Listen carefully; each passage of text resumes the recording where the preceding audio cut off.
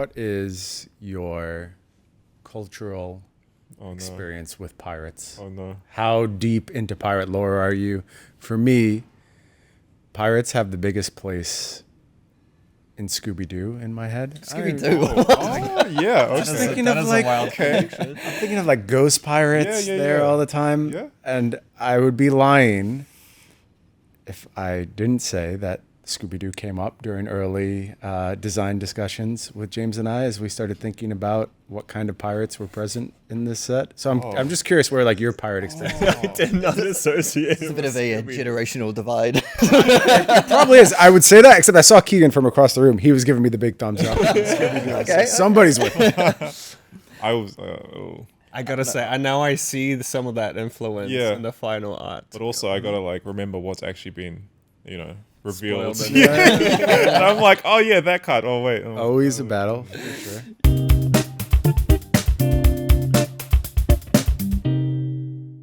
Yeah, like I don't know. I feel there's obviously like the basic, Pirates of the Caribbean, which Yeah. is like everywhere. So like I feel that's Davy definitely an experience with pirates. I know I'm a bit of like I feel like I'm a One Piece fake fan.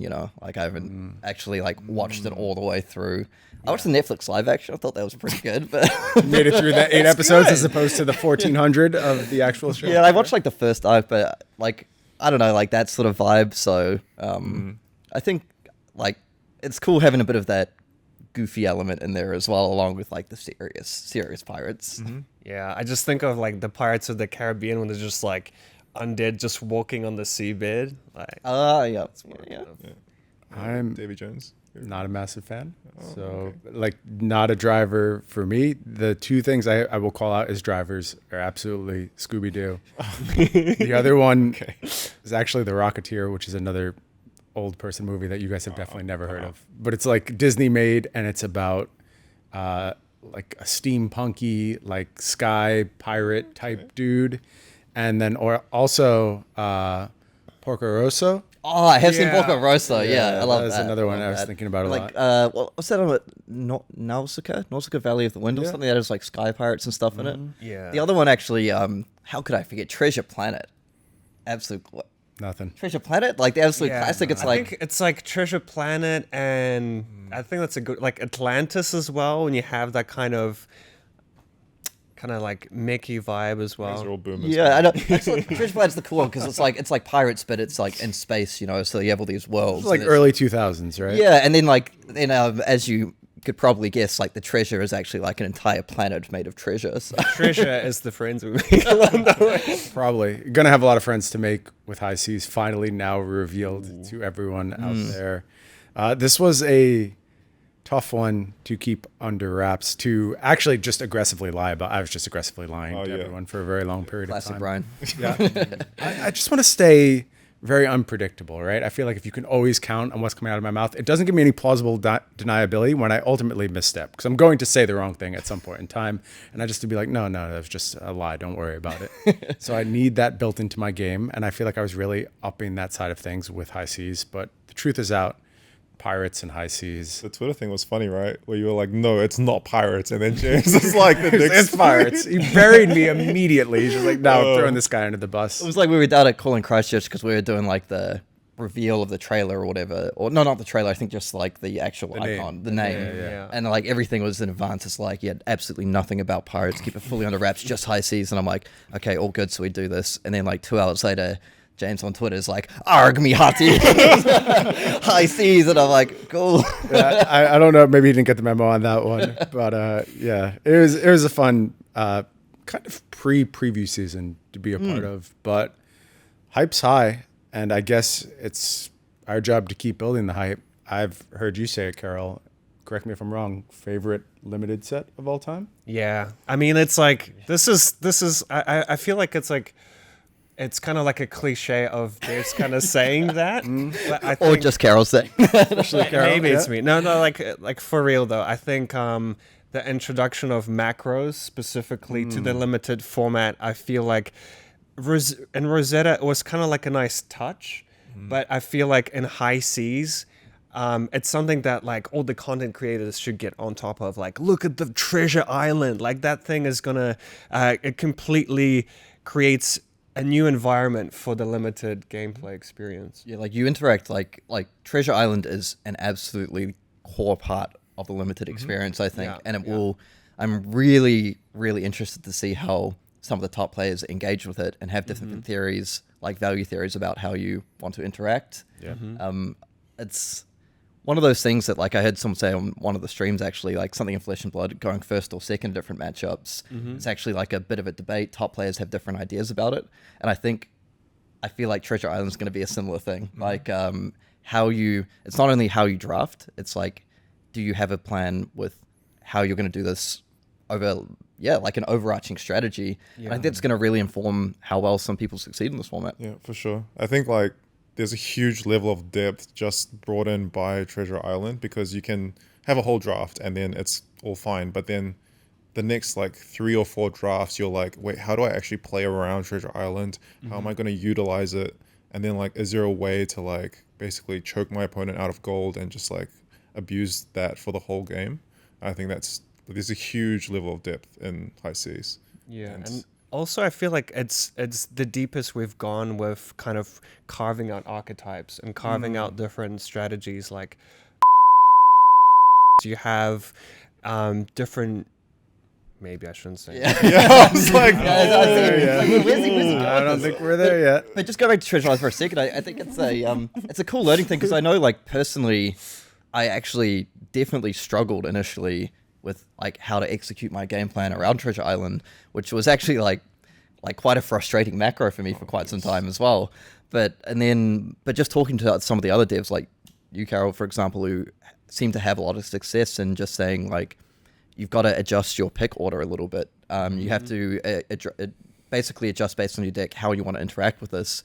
And once I sort of like made that, it was like a light bulb turning on. Like I felt like then I could view the format through a totally different lens. And I think it's going to be a really cool learning experience for people. Yeah, and also just like, having the dual class, I think kind of opens up the draft where you can stay a lot open, where you can pick generics, you can pick pirate cards that go into any deck, and then you can start diving into the particular classes as well. And even within those classes, there's different kind of little synergies here and there that you can kind of take advantage of. it's completely different, right? With no talent, because there's no like hybrid cards, and so you're not really putting yourself into one of 2 classes. You're basically staying open for a lot of the first pack at least. Yeah, well, and that's the thing, like, I think it's another approach. Like, you can stay open, or you can try aggressively force a certain thing to see if it works out. But yeah, I mean, well, not to go into depth about archetypes, but it's cool how you can like play certain heroes maybe in an unorthodox way. And I won't give details, but I remember I played this mirror against Carol, and like I thought he was doing one thing, and then about halfway through the game I realized, wait, he's doing something completely different that I haven't really seen with this hero before. And by the time I figured it out, I'm like, it's too late. He's got me. So really cool. Yeah, I think that the draft experience itself there's just so much depth for me anyway than the previous draft. I think Flesh and Blood Limited has leveled up in a lot of ways over the past few years, but for me, the biggest gains we've made is actually sitting around the table and picking your cards and going through the draft process. There's so much skill to be leveraged in that scenario, and I never wanted to stop drafting high seas. I always wanted to sit around the table and unveil the next set of picks and understand how things were going to come together for my decks over time. Think about signals, think about choking people, all these different type of things, all these things you can execute. Sometimes literally, like mostly Kieran, honestly. Yeah. But I think like the thing is, by the end of the draft set, not like a lot of fab draft sets, but I definitely was still learning stuff, new archetypes, new ways to play certain decks. And I think that was the same for a lot of devs, which I think is like emblematic of a very good draft set, because there's so much depth. And I wish we could have had more time on it, to be honest. It's one of those where you are happy to go ahead and hop into another draft, for even sure. after devoting your life to it basically for months. Still more at a to time. learn. Yeah. You can kind of extrapolate out, be like, man, when this was released, looking at a player experience sort of thing, like you go to your armory or your pre-release or whatever, and you draft, and you're like, man, that was really cool. Now I want to try the other hero, and now like some like this and that, and then, but actually now I want to try the sub-archetype and this sub-archetype, and I feel it has some very good replayability as well. Yep. I'm with you.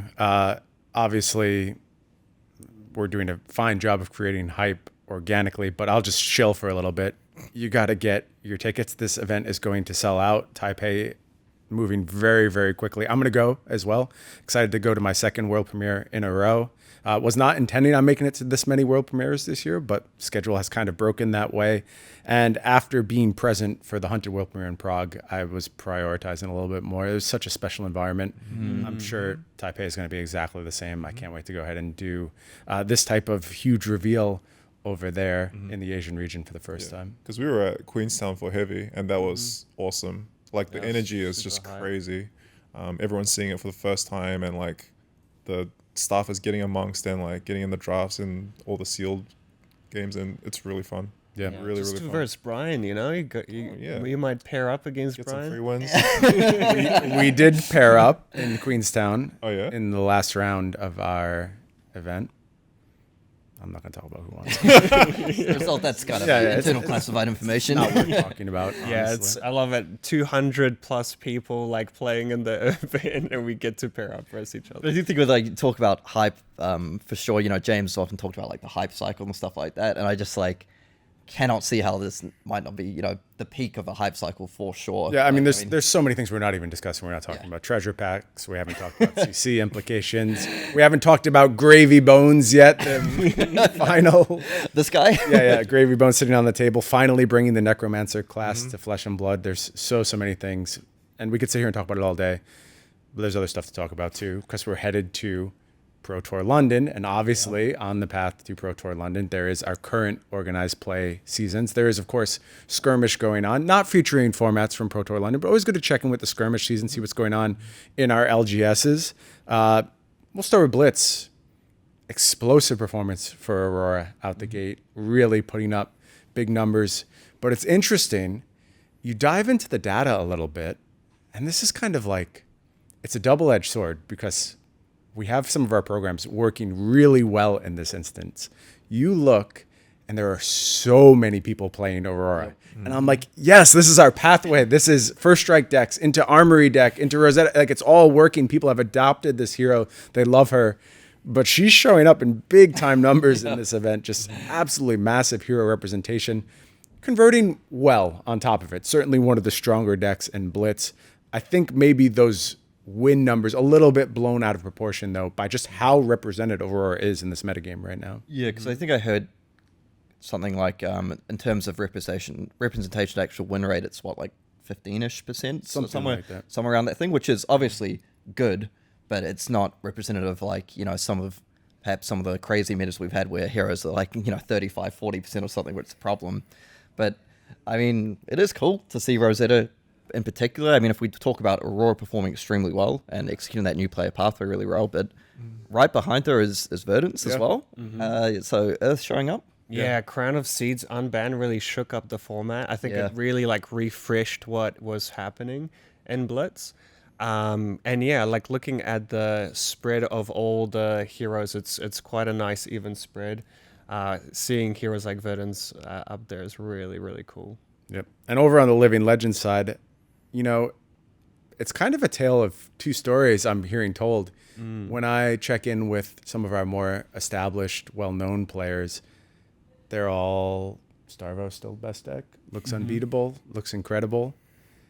The data tells a very different story, and it's painting a new menace, a purple menace in the form of Chain, which has picked up Cull. The conversion for Chain in week 2 off the charts. And I wonder if it's time for people to mentally adjust away from that. Oh, my deck needs to be geared entirely towards Starvo, and start accounting for Chain in this metagame a little bit. Yeah, I can see that, because you often see in some of the LR decks, even the Starvos taking their deck a little bit more towards the mirror. Yeah. I like I've seen one like Michael Hamilton. I feel like one of his favorite stuff, like the Turn Timber, which was like really, really strong when you combine it with, I don't know, like Rampart or Crown or whatever. Not to say there isn't space for cards like that, but to your point, I wonder if maybe some more hate cards start to come in for Chain. I mean, Starvo's got that crush package that you can just tailor towards whatever matchups you're most worried about. I expect we'll see that shift a little bit. I also think there's space for other heroes that have been a little bit more slanted towards dealing with Chain. Something like Lexi comes to mind. I think that was the last time Chain really rose to prominence, when Starvo was nerfed a little harder. those were kind of the two top dogs in the metagame battling against each other. So I wonder if something like that can pick up some points. Call out Dromai too. Dromai picked up those dragon scalar flight paths. Yeah, that's insane with dragons. It's like, really good. It's coming really in good. twice with one of those like big beefy dragons is insane. There's also, I forget the name of the card, but there's someone did against me once, that sort of combo thing where you're like Ashwing gets +3 until end of Skittering Sands. Skittering Sands, but it's like just till end of turn. So like I thought I was safe, and it's like 4, and then pop the boots 4 again, and I'm like, excuse me. But lots of cool stuff for Dromai in there as well. Like access to a lot of cards from the Hunted, a much wider card pool for her to have access to now. So it's quite cool. And to your point for Lexi, interesting because you can build it in a lot of different ways. Perhaps maybe some players will make a little bit more room for Ice to have access to things like Blizzard, channel like Frigid, to try like get the chain to a point where they push a little bit of damage and then chuck down the disruption towards the end. Some of the starter decks, stuff like Crush the Weak, for example, can be very good against Riftbind, Bounding Demigons, all that sort of stuff. Any dark horses in the Living Legend format that you have your eye on, think can pick up some surprise wins over the next few weeks? For me, it's Viscerai. I mean, like, Come on, man. it's like, you know, the deck performed so in Classic Constructed, finally ascended to the Living Legend, and I think, you know, you have Skeleta, you've got Sonata, Arcanix, you have the whole combo, you have the Malefic Incantations now. I do feel like that deck is incredibly explosive. Yeah, and I wonder about, I mean, I'm not super up to date on LL Acilio, but like that again seems like a very Scary deck. Yeah, very explosive. I mean, you still have all the tomes and stuff, right? In Yeah, LL, you did lose Electromagnetic Somersault Yep. in large numbers, which has, you That know, certainly hurts. blunted that deck's effectiveness a little bit. For me, my eyes are on a different Lightning Hero by way of the Aurora Armory deck, and it's not actually Aurora, it's Briar. Oh, I yeah. think Briar Yeah. got a massive boon in the form of that Aurora Armory deck. Serenade. Oh, Serenade is so Skyward good, Sword actually. does a lot for Briar. And you know, sometimes these heroes in LL, it's not as played as these other formats. And I think these things take a little bit more time to bubble to the surface. So I Yep. wonder if Briar's got a big performance coming down the stretch. Yeah, like, I mean, yeah, no, I think Serenade just seems sick, actually. Like, It's really like good. you do that, fetch up your thing, make the embodiment play this, then play another non-attack, get you another embodiment, and just keep things going. Yeah, Yeah. for sure. Well, it's not only those two formats that the Aurora Armory deck is having an impact on. It's making waves in Classic Constructed as well. We've had 2 weeks now of results, and I think they're so interesting to unpack. There's so many nuanced, complicated things going on. Probably headlined by Aurora. She's the focal point of this format right now. She's the aggro deck. She's the thing you have to be prepared for. But we've seen a lot of people come to the table with different ways to prepare for it, starting in Kobe. Kieran, I know you were excited to see that result. Talk to us a little about what went down there. Absolutely stoked. It's like, I feel it's no secret Floyd is just like one of my all-time favorite Fab heroes. Like, you know, and I feel with that, you know, he went from the king of wishful thinking to the king of good times. You know? With that win, it was hype. I was watching it. I think it was like Sunday evening, New Zealand time, and you know, my partner's just chilling on the couch. So I'm like, oh, you know, should we chuck on calling Kobe? She was hyped. Super thrilled. Yeah, couldn't wait. But it's huge shout out to Tatsuya, the winner there. It was just like a flawless execution of playing Florian. I watched like a lot of his games on stream. Yep. And man, he just played so well. And I think a lot of it speaks to his deck construction as well. Yep. We were joking about Trot Along, actually, maybe it's in the thing, but let's talk about Trot Along, and like it's just small things like that. Like what hurts you when you're Florian, when you get tempo, you get disruption, your opponent can say, well, how are you going to punish me with this 4-card hand? Because you can just draw these hands that just like don't do anything. And Trot Along, it's a non-attack action, works with embodiments, it defends for 3, it costs 0, and it gives Go Again to your Reaping Blade. Can give Go Again to Plow Under as well with the base 2. Yeah, just true. does everything you want it to. And I thought, he just showed why Florian can be such a strong hero. I think we've always talked about how one of his strengths is he's very adaptable based on the metagame. If it trends more towards aggro, you build your deck in a certain way. If it trends more towards control, you play it in a certain way. And I think we saw that he took down a number of different decks. I believe he beat Nu, was it, in the final? Yep. Yeah. Jacob That Clemens was on that was a really well played. Really, really, really cool game. And you look through the deck list as well, 0 copies of Seeds Tomorrow, which I thought was a really good call. I think sometimes you get into trouble in those new matchups where you think you're winning, and then like you have Seeds of Tomorrow in your deck, they start banishing them, and then they start looping Seeds of Tomorrow in game, and you just get fatigued. So, yeah, I think he just did everything right, and huge shout out to you for taking it down on Florian. I knew that things were going to get spicy when the semis come up and no AB into Aurora. Yeah, I was just Yeah, gonna say that. I was yeah. just It I was like, love this that. is a dude with a plan, and the Yeah. plan was beautiful. You could just feel he was completely under control in the matchup, knew the timings perfectly, so disciplined, so patient, and just ground his opponent to dust. Held those Eclipse are basically the whole game, to the point where I think he just used Fate's Purgatory as a 2-block Yep. in the end game. And I think he when the won game was with unblocked. well grounded still in play, if I recall correctly. Yep. And one thing I'm really curious about, because he submitted no AB for that matchup, which was just perfect decision, worked it out well. But I did note that Aurora had no copies of Flickerwist in the 80. Yep. So I'm not sure. I'd love to hear from him. Hit me up, tell me the juice. But I do wonder if part of that was just a calculation of that, hey, without Flickerwist, you don't actually have that reach to kill me. I kind of know how much arcane damage you have available, and I can structure my game plan accordingly. Or if you're just like, hey, even in Flickerwist, I've got your number. I know how to play this matchup. It shows how much game planning matters in Flesh and Blood. You just have to know what you're doing in these matchups. You have to have rehearsed them. You have to have plans into everyone.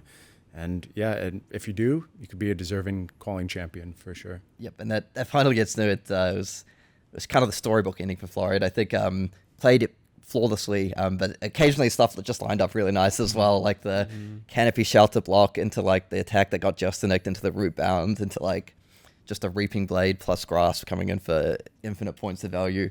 It's the pro tag. Yeah, really, really It's got cool. the hometown buff. And I saw there's also a player in São Paulo as well that made top 4 on Florian. So I think that's a deck starting to emerge as a real contender going forward. Yep. So that new in the finals was Jacob Clemens. Been on a chasing tear recently. Absolute tear.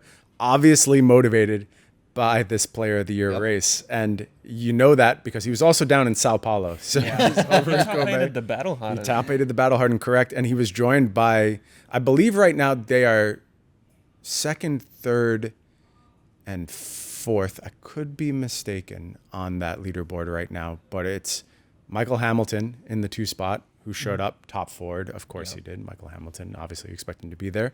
Alex Chitu, who I think is sitting in one of those high spots as well, top 4 at the Battle Hardened as well. Former UK national champion. Correct. And then you get to Florian Christian Logan, who also now is in the mix very much. Has been traveling all over the place, came from Europe as well, lost in the finals of that event. So you can see the seeds of this Player of the Year race starting to have influence over player decisions and getting them to go ahead and travel, play the game, see the world. That's the dream of Flesh and Blood. And these players are stringing together results in such a way that makes it sustainable for them to go ahead and chase this prestigious title. And it's so cool to see this developing. And yeah, just kind of like seeing that consistency. I mean, like these players go to these events and they still, 260 plus players in Sao Paulo, and they still manage to take those top 8 spots in the calling, in the battle hardened, picking up on those points. So super impressive. Yeah, it's cool. I mean, I slightly off topic on a tangent, but I saw recently we announced that we're going to have a calling in Germany, and we sort of got across the line demonstrating to the authorities it's a game of skill. And I feel so when I see these consistent performances from all these top players come up here and everywhere, I think you can just see why, right? And they're basically like leveling up themselves, traveling to all these callings, and they're also leveling up the regions that they're going to as well. Yep. Because even though a Japanese player won in Japan and then a Brazilian player won in Brazil, it's like you're versing all these titans who are traveling and just like playing at the highest level, and then you're also getting the same experience. Because I feel like before Player of the Year, like it wasn't really that much of a thing to travel that much. It was usually just like your Michael Fings, your Hamiltons, like.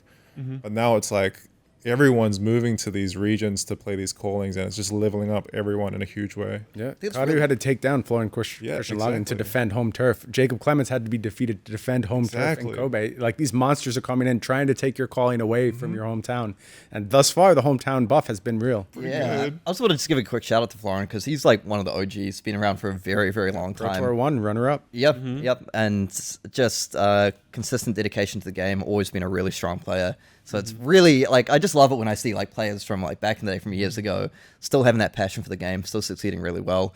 I think the Jason point is actually really, really good one. Like, I mean, like what's the best way to improve your new matchup? How about play against Michael Hamilton, right? Like, and like learn a lot very quickly. Yeah, and the same can be said for a number of these other top players on their like on some of their specialized decks. Like, that's the way you get better. You play against players who are at the top of their game. And talking about Florian, I do want to mention Enigma as a pick. Like, Enigma is a deck that I feel in the past, it's kind of been seen as a deck that kind of has a bad matchup into decks like Aurora or some of these aggro decks, but now players are starting to adjust. They're starting to figure it out.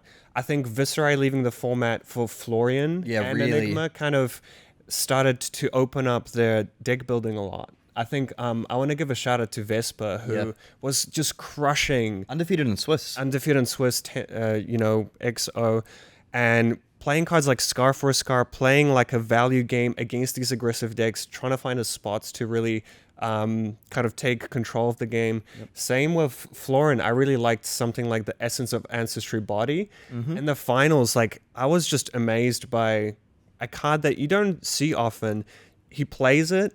He gets, the ward value, and he stops a whole 0-4 attack as well. On top of that, cards like That All You Got making main decks. I feel like a lot of these decks starting to adjust like the main strategy around Aurora and being able to beat that, which has... Yeah, I saw that pop up in Michael Hamilton's new deck. I saw it pop up in like Aurora lists and everything as well. Yeah, and it's something that I feel like is creating so many great games on stream, and I highly encourage anyone who's wants to kind of see what's going on in the metagame, like, to go back and watch the Japanese calling, the Sao Paulo calling. Like, even the Swiss rounds were amazing to watch. There were some top level games. Yeah, incredible coverage being delivered of these events by Savage Feats as well, and our talented casters. Shout out to Bryce Platts doing back-to-back calling weekends. And like Felipe as well, and Bryce, just the whole 2 days, just those two. Awesome team. Yeah, amazing team, and just having that endurance to push through. I also thought it was great for calling Kobe because it was Bryce and Charles Dunn, right? Charles Dunn, of course, former US national champion, on that, like, what I like to think of as a famous, like, big Briar deck, like, which deep out with embodiments. And I was like, man, what a perfect person to help have casting this Florian game. Like, this guy knows what's up, It lined up really well. You're right, Carol. You're seeing metagame diversity. You're seeing changes happen. And I think maybe the biggest portent of change I saw over this past weekend was that Battle Hardened in Eindhoven. No Auroras in the top 8. Actual 0 Auroras. It was by far the most played hero in the tournament. There were instead 7 different heroes claiming top 8 spots. The only repeat hero there was Enigma, I believe. But the winner, it's our boy. It's the Fang gang stepping up and taking down Fang's first big event. How shocked were you to see Fang going ahead and producing this kind of result? Pretty shocked. I guess we didn't think that Fang was that strong, not strong enough to take it out completely undefeated. But I know that me and Carol have played a lot of Aurora vs Fang, and Fang is slightly favored because you're kind of the same deck. Your numbers are a little bit better. You get Dynamo as well, so you can block a lot of breakpoints. So it is somewhat a natural counter to Aurora, although it's not that much of a counter, but it's still really strong into aggro decks, I think. And I think, like, really just wanted to shout out that in the semis and the finals, he back-to-back beat Enigma and then Florian, which are like 2 very strong defensive decks. Actually took down one of my friends, Mark, in the semis, so bad luck, mate. Maybe next time. But there were a couple people I saw like a bit of surprise, like, how'd you manage to beat both of these? I mean, perhaps you could speak more to Enigma, but I know I've played that Florian Fang matchup a number of times, and like, if they can get to that fealty and put you on the back foot, like their numbers are just so good and so consistent that they can really just put a lot of pressure on that, where you don't get that time for your Florian game plan of, you know, you get online, you start doing your like 1 card 5s, and Fang's like 1 card 5, bring it at me, you know. Yeah, and it's I think a big factor is Viserai leaving, because Fang can't really deal with that many rune chants. Yeah. So it's, in my opinion, that really opened up the kind of way for, like we said, the Florian and Fang and Jarl as well. I feel like we're starting to see these decks like Enigma and Florian having a decent matchup into Aurora, and then decks like Florian, like Fang and something like Jarl kind of come in and starting to prey on maybe the counters to the Auroras. So it's a really cool kind of shift kind of happening week by week. One really interesting card that I saw in the Fang deck was Kabuto. And that was huge against Enigma. For sure. Yeah. We typically play Cop, but like the Kabuto was so much value there. And it really shows the level of mastery he has on Fang and understanding that that's what he needs to win the matchup. It's just really smart. Shout outs to Christian for putting that deck together. It's very easy sometimes to take a look at a Battle Hardened and be like, oh, a lower tier event from a calling. Maybe this result doesn't mean all that much. There are 165 people in this event. A lot of people. That's a huge battle. A ton of strong players throughout. I know Simon Nielsen also appearing in the top 4 of that particular event. So just huge competitors from all over Europe. I would not discount what's going on in these Battle Hardens. Same thing for the Brazilian Battle Harden run by João on Jarl. Yeah. And you talked about these two sides of the poles, that you have like this slow, grindy control deck, this red line aggro deck. And we know what happens when these two meet. I think it's going to go pretty poorly for Fang if we ever have that crossover.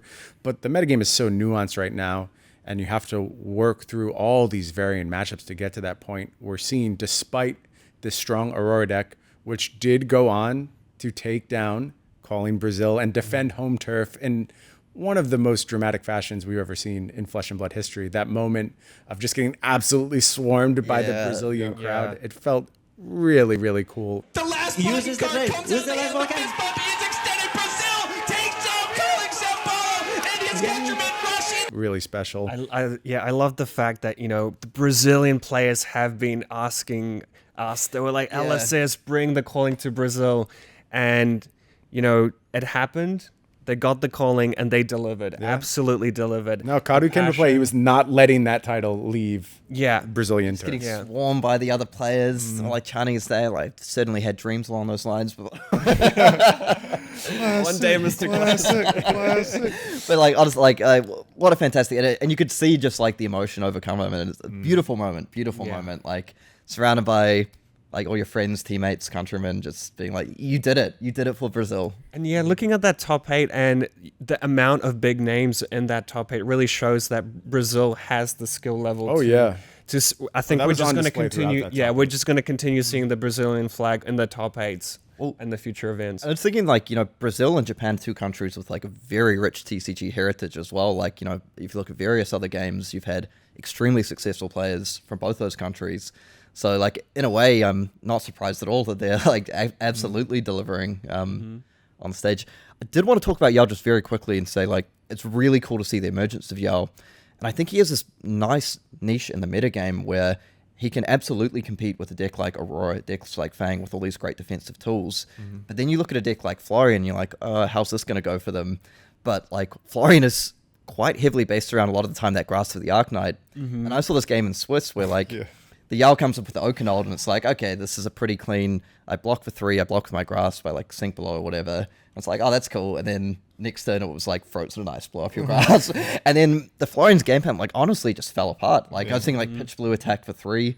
The Yao is just, like, swinging with the Sledge over and over again, remembering specs, Okens. And it's all well and good to say, well, you shouldn't have blocked with Grasp. But I mean, you have Crumble to Eternity. You have so many ways to actually just naturally get this -1 counter on it anyway. And once you blow it up, it absolutely like destroys their value engine. So I'm not saying it's like a free win for Yao or anything, but I think it just speaks to how good that hero is into a number of different matchups. For sure. And I think it's like, as you said, like kind of, we saw the pitch like channel the Millennium Trees and stuff like that, and all of a sudden the Florian just didn't have any access to arcane damage. Yeah. So, Yeah, really awesome game. And there's levels to this metagame. So that brings us now with about one more event to go. I believe it's a team battle Hardened going on in Milwaukee, run by Max Games this weekend. But that's going to then transition us to Pro Tour season, the most exciting time of the year. It's the most wonderful time of the year. And you know, when we get to this point, it's time for predictions. It's time to either look like geniuses or look like fools. Mostly fools. That's kind of Yeah. where we try. I mean, hey, let's go with Vinny, you know? Okay, we'll start with Carol. So Who's your pick? Yeah, just for the Brazilian players, I just want to shout out all the like Dorinthia players and Vincent players. They were putting in numbers. So I really want Vincent to do well. I feel like Vincent has this really interesting niche where she's amazing against Aurora, like amazing against the best decks. She has some bad matchups, but hey, Swiss, the gem roulette could work in your way. So Vincent's kind of like my dark horse pick, but I like after seeing Vespa and Florin on Enigma, that deck is looking extremely strong. I think it's got a great matchup spread and it's super adjustable. So my pick is on Enigma to take it out. Vinny, you know, that's that can't be prevented. Pretty good at the Exactly. water times. Getting down those manifestations of Mirage. I was like, no one if it's a joke, but I'm always like, you need a room blade? Call my cousin Vinny. And no one's seen the movie, so it's like, whatever. Classic joke. Goodness, all of you. How about you guys? What do you got for heroes? I got Aurora. Okay. You know, classic. Of course. Of course. Look, I chalk, love as always. Aurora. Yeah, listen. Yeah. A really bold pick, bro. Oh, yeah. So brave.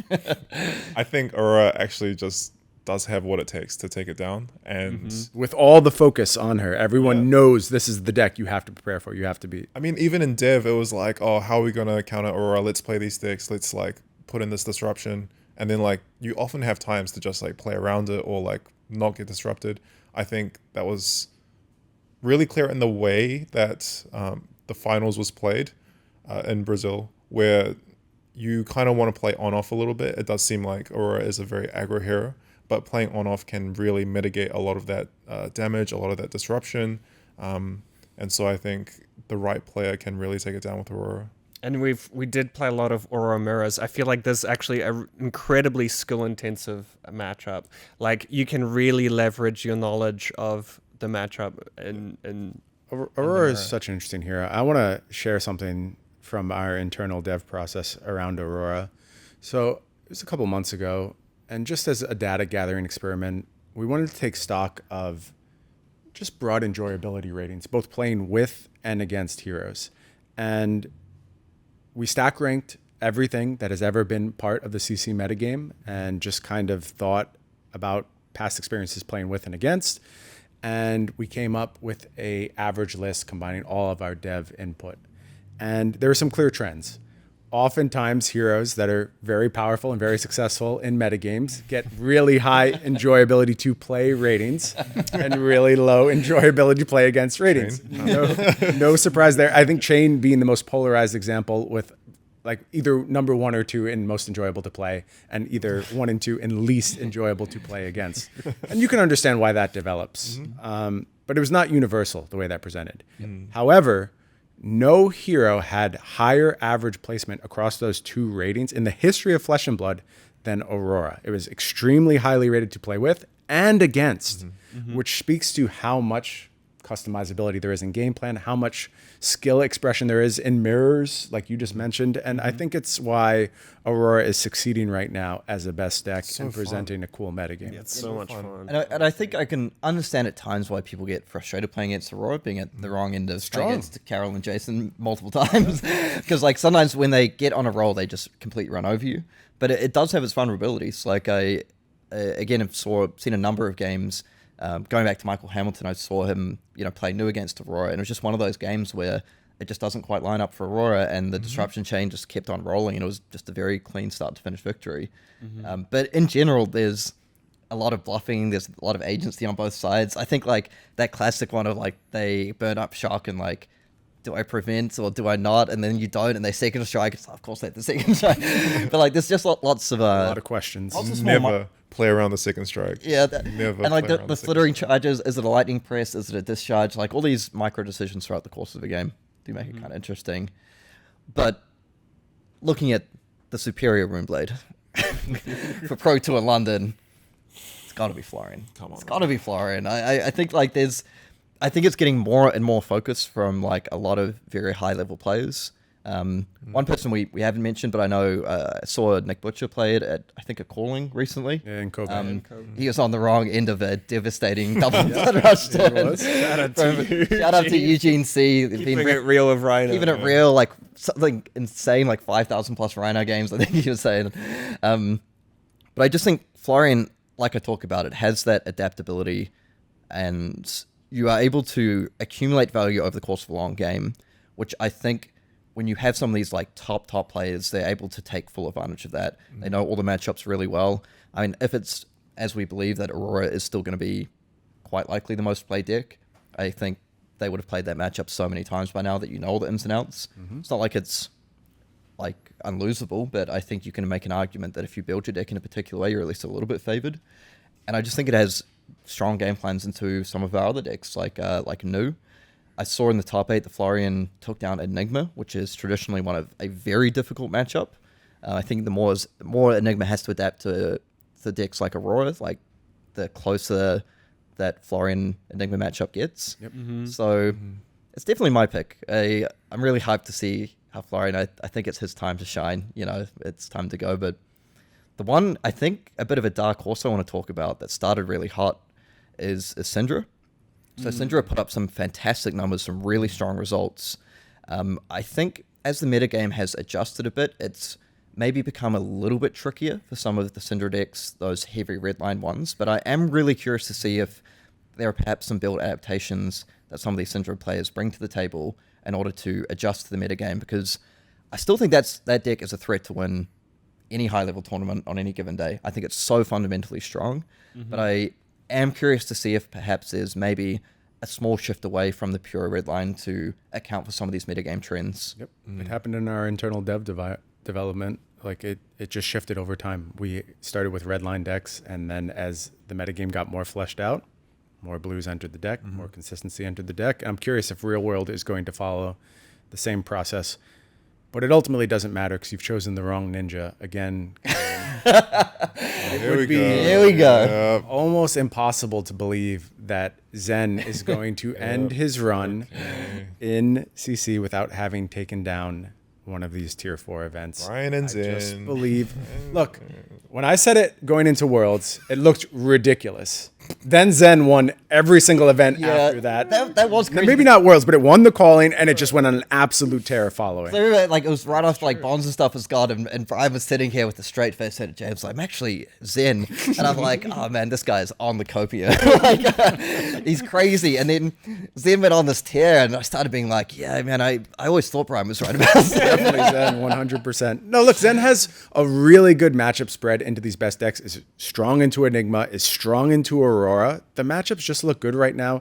That deck is so inherently powerful. And this also transitions very well into my next question, which is going to be, which player are you picking to win this Pro Tour? And I'm going to be picking a player who I now associate with Zen, has a lot of reps on Zen, finally has a lot of reps on any hero, because this is somebody who told me for a long time they just did not have the time to focus on Flesh and Blood, but now they do going into this Pro Tour. And I'm talking about Simon Nielsen, winner of Calling Prague, that release week limited event. We know that dude is going to come prepared for the Hunted Limited. His all-time Flesh and Blood limited record is something preposterous, like 30-2, or just a ridiculous number.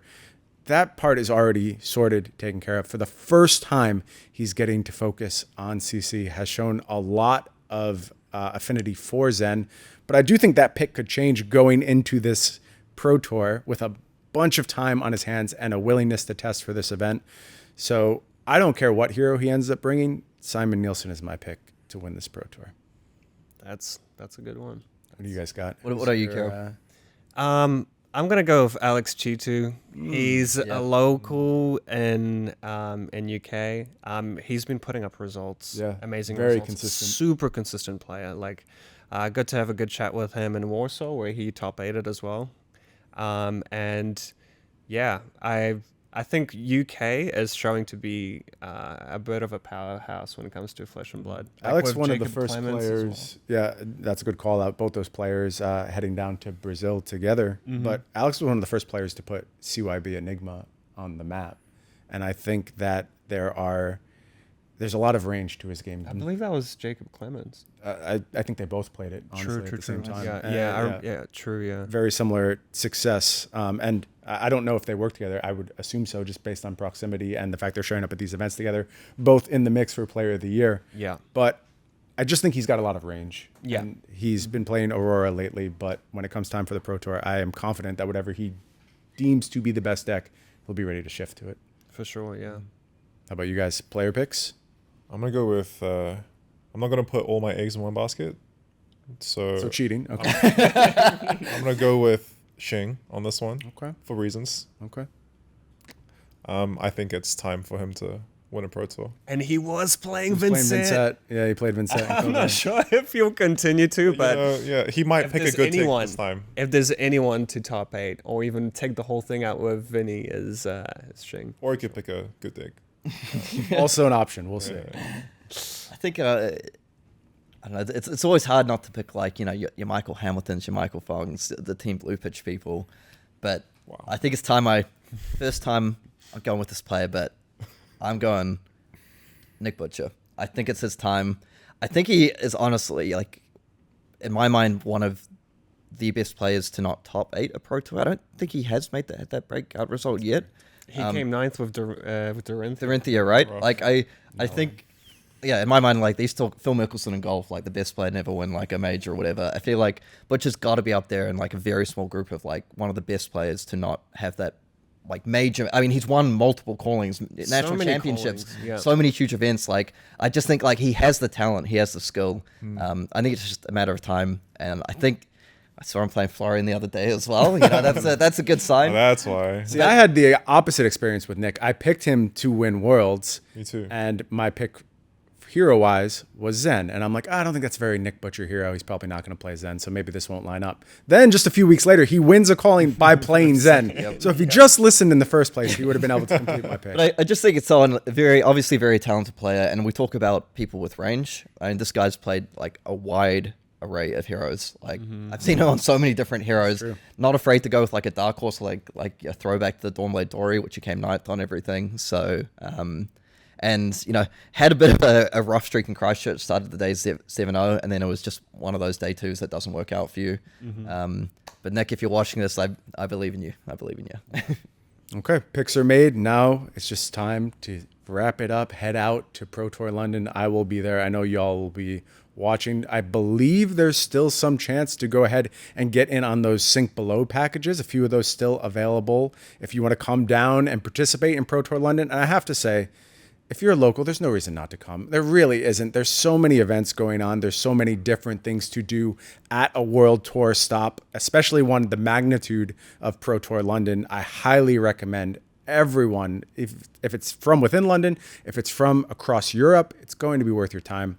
We're going to have a great time there. And we're also going to have a great time watching. I know I'll have your eyes on my neck watching me, judging every moment of casting I do. When I get back from these events, I literally get a laundry list from these guys. Here's all the mistakes you made throughout day 1. We'll be clipping it. Here's the things we didn't like you did on day 2. I like to keep a little notepad. Yeah, wrong. Yeah, it's a lot of fun. I really enjoy it. It's one of the highlights. Like it's a great opportunity to come up and ask Brian why he hates your favorite class hero. You never get a better Why chance he than made that. your most hated card? Why did he ban this card? Why did he make this card? I'm trying out a new nickname for Brian. The Banhammer Brian. Yeah, we'll see He if loves people reaching out to him. I do love people reaching out to me, just maybe not about these things. But I'm sure we'll have great conversations in London, and I can't wait to see you all there. One of the most exciting Pro Tours to come up in a long time. There's so many Dark Horse decks. There's so many decks that can win. I'm so hyped to watch it all. It's going to be sick. Make sure you're there.